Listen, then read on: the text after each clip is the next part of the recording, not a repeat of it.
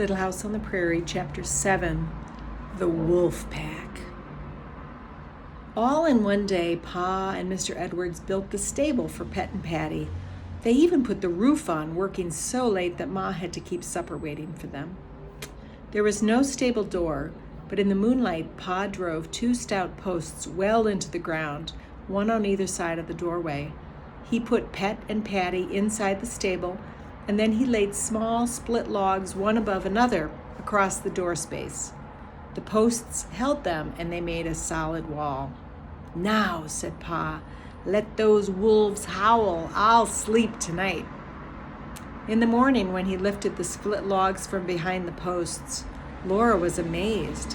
Beside Pet stood a long-legged, long-eared, wobbly little colt. When Laura ran toward it, gentle Pa laid back her ears and snapped. When Laura ran toward it, gentle Pet laid back her ears and snapped her teeth at Laura. "Keep back, Laura," Pa said sharply. He said to Pet, "Now, Pet, you know we won't hurt your little colt." Pet answered him with a soft whinny. She would let Pa stroke her colt, but she would not let Laura or Mary come near it. When they even peeked at it through the cracks in the stable wall, Pet rolled the whites of her eyes at them and showed her big teeth. They had never seen a colt with ears so long. Pa said it was a little mule, but Laura said it looked like a jackrabbit, so they named the little colt Bunny. When Pet was on the picket line with Bunny frisking around her and wondering at the big world, Laura must watch baby Carrie carefully. If anyone but Pa came near Bunny, Pet squealed with rage and dashed to bite that little girl. Here they are.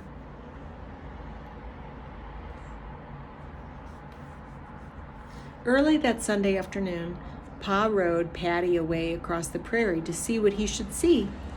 There was plenty of meat in the house, so he did not take his gun. He rode away through the tall grass along the rim of the creek bluffs. Birds flew up before him and circled and sank into the grasses. Pa was looking down into the creek bottoms as he rode. Perhaps he was watching deer browsing there. Then Patty broke into a gallop, and swiftly she and Pa grew smaller. Soon there was only waving grass where they had been. Late that afternoon, Pa had not come home. Ma stirred the coals of the fire and laid chips on them and began to get supper. Mary was in the house minding the baby, and Laura asked Ma, "What's the matter with Jack?" Jack was walking up and down, looking worried. He wrinkled his nose at the wind, and the hair rose up on his neck and lay down, and then rose up again. Pet's hooves suddenly thudded. She ran around the circle of her picket rope and stood still, whickering a low whicker. Bunny came closer to her. "What's the matter, Jack?" Ma asked. He looked up at her, but he couldn't say anything. Ma gazed around the whole circle of earth and sky. She could not see anything unusual. "Likely it isn't anything, Laura," she said. She raked coals around the coffee pot and the spider and onto the top of the bake oven. The prairie hens sizzled in the spider, and the corn cakes began to smell good. But all the time, Ma kept glancing at the prairie all around. Jack walked about restlessly, and Pet did not graze. She faced the northwest, where Pa had gone, and kept her colt close beside her. All at once, Patty came running across the prairie. She was stretched out, running with all her might, and Pa was leaning almost flat on her neck. She ran right past the stable before Pa could stop her. He stopped her so hard that she almost sat down. She was trembling all over, and her black coat was streaked with sweat and foam. Pa swung off her. He was breathing hard, too. "What is the matter, Charles?" Ma asked him. Pa was looking towards the creek, so Ma and Laura looked at it, too. But they could see only the space above the bottomlands with a few treetops in it and the distant tops of the earthen bluffs under the high prairie's grasses. "What is it?" Ma asked again. "Why did you and Patty ride like that?" Pa breathed a long breath. "I was afraid the wolves would beat me here, but I see everything's all right." "Wolves?" she cried. "What wolves?" "Everything's all right, Caroline," said Pa. "Let a fellow get his breath." When he had got some breath, he said, "I didn't ride Patty like that. It was all I could do to hold her at all.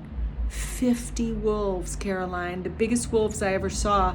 I wouldn't go through such a thing again, not for a mint of money. A shadow came over the prairie just then because the sun had gone down, and Pa said, "I'll tell you about it later." "We'll eat supper in the house," said Ma. "No need of that," he told her. "Jack will give us plenty of warning in time." He brought Pet and her colt from the picket line. He didn't take them and Patty to drink from the creek as he usually did. He gave them the water in Ma's wash tub, which was standing full, ready for the washing next morning. He rubbed down Patty's sweaty sides and legs and put her in the barn with Pet and Bunny. Supper was ready. The campfire made a circle of light in the dark. Laura and Mary stayed close to the fire and kept baby Carrie with them. They could feel the dark all around them, and they kept looking behind them at the place where the dark mixed with the edge of the firelight. Shadows moved there as if they were alive. Jack sat on his haunches beside Laura. The edges of his ears were lifted, listening to the dark. Now and then he walked a little way into it. He walked all around the campfire and came back to sit beside Laura. The hair lay flat on his thick neck, and he did not growl. His teeth showed a little, but that was because he was a bulldog. Laura and Mary ate their corn cakes and the prairie hen drumsticks, and they listened to Pa while he told Ma about the wolves. Here they are eating.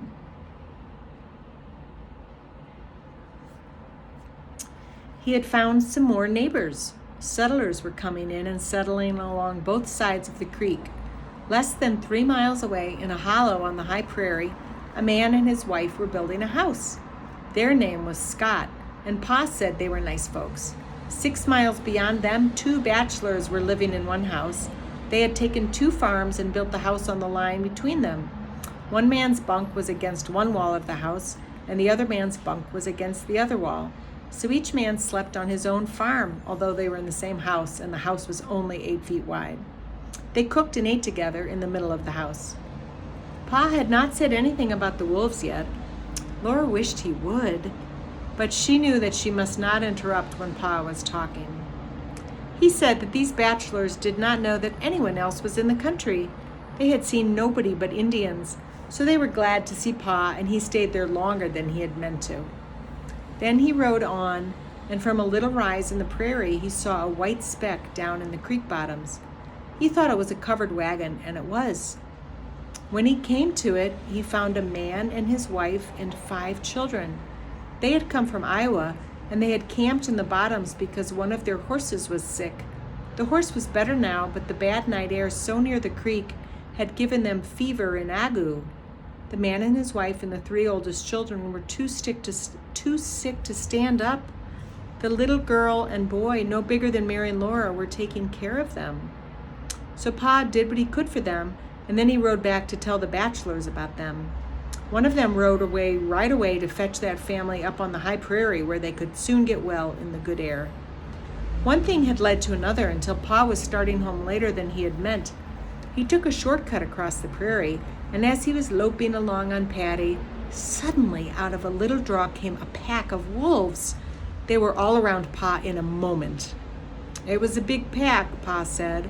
All of 50 wolves, and the biggest wolves I ever saw in my life. Must be what they call buffalo wolves. Their leader's a big gray brute that stands 3 feet at the shoulder, if an inch. I tell you, my hair stood straight on end. And you didn't have your gun, said Ma. I thought of that, but my gun would have been no use if I'd had it. You can't fight 50 wolves with one gun, and Patty couldn't outrun them. What did you do, said Ma. Nothing, said Pa. Patty tried to run. I never wanted anything worse than I wanted to get away from there. But I knew if Patty even started, those wolves would be on us in a minute, pulling us down. So I held Patty to a walk. Goodness, Charles, Ma said under her breath. Yes, I couldn't go through such a thing again for any money, Caroline. I never saw such wolves. One big fellow trotted along right by my stirrup. I could have kicked him in the ribs. They didn't pay any attention to me at all. They must just have made a kill and eaten all they could. I tell you, Caroline, those wolves just closed in around Patty and me and trotted along with us, in broad daylight, for all the world like a pack of dogs going along with a horse. They were all around us, trotting along and jumping and playing and snapping each other just like dogs. Goodness, Charles, Ma said again. Laura's heart was thumping fast, and her mouth and her eyes were wide open, staring at Pa. Patty was shaking all over and fighting the bit, said Pa. Sweat ran off her, she was so scared. I was sweating too, but I held her down to a walk, and we went walking along among these wolves. They came right along with us, a quarter of a mile or more. That big fellow trotted by my stirrup as if he were there to stay. Here they go.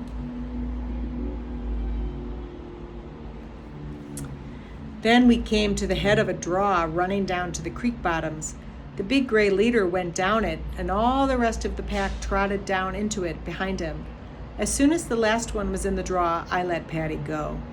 She headed straight for home across the prairie, and she couldn't have run faster if I'd been cutting into her with a rawhide whip. I was scared the whole way. I thought the wolves might be coming this way, and they might be making better time than I was. I was glad you had the gun, Caroline, and glad the house was built. I knew you could keep the wolves out of the house with the gun, but Pet and the colt were outside. You need not have worried, Charles, Ma said. I guess I could manage to save our horses. I was not fully reasonable at the time, said Pa. I know you could save the horses, Caroline. Those wolves wouldn't bother you anyway. If they had been hungry, I wouldn't be here to. Little pitchers have big ears, said Ma. She meant that he must not frighten Laura and Mary. Well, all's well that ends well, Pa replied, and those wolves are miles from here by now. What made them act like that? Laura asked him. I don't know, Laura, he said. I guess they had just eaten all they could hold, and they were on their way to the creek to get a drink. Or perhaps they were out playing on the prairie and not paying any attention to anything but their play, like little girls do sometimes. Perhaps they saw that I didn't have my gun and couldn't do them any harm. Or perhaps they had never seen a man before and didn't know that men can do them any harm, so they didn't think about me at all. Pet and Patty were restlessly walking around and around inside the barn. Jack walked around the campfire. When he stood still to smell the air and listen, the hair lifted on his neck. Bedtime for little girls, Ma said cheerfully. Not even baby Carrie was sleepy yet, but Ma took them all into the house. She told Mary and Laura to go to bed, and she put baby Carrie's little nightgown on and laid her in the big bed. Then she went outdoors to do the dishes. Laura wanted Pa and Ma in the house. They seemed so far away outside. Mary and Laura were good and lay still, but Carrie sat up and played by herself in the dark. In the dark, Pa's arm came from behind the quilt in the doorway and quietly took away his gun. Out by the campfire, the tin plates rattled. Then a knife scraped the spider. Ma and Pa were talking together, and Laura smelled tobacco smoke. The house was safe, but it did not feel safe because Pa's gun was not over the door, and there was no door, there was only the quilt. After a long time, Pa lifted the quilt. Baby Carrie was asleep then. Ma and Pa came in very quietly and very quietly went to bed. Jack lay across the doorway, but his chin was not on his paws. His head was up, listening. Ma breathed softly, Pa breathed heavily, and Mary was asleep too. But Laura strained her eyes in the dark to watch Jack. She could not tell whether the hair was standing up on his neck. Suddenly, she was sitting straight up in bed. She had been asleep. The dark was gone. Moonlight streamed through the window hole, and streaks of moonlight came through every crack in that wall. Pa stood black in the moonlight at the window. He had his gun. Right in Laura's ear, a wolf howled. She scringed away from the wall. The wolf was on the other side of it. Laura was too scared to make a sound. The cold was not in her backbone only, it was all through her. Mary pulled the quilt over her head. Jack growled and showed his teeth at the quilt in the doorway. Be still, Jack, Pa said.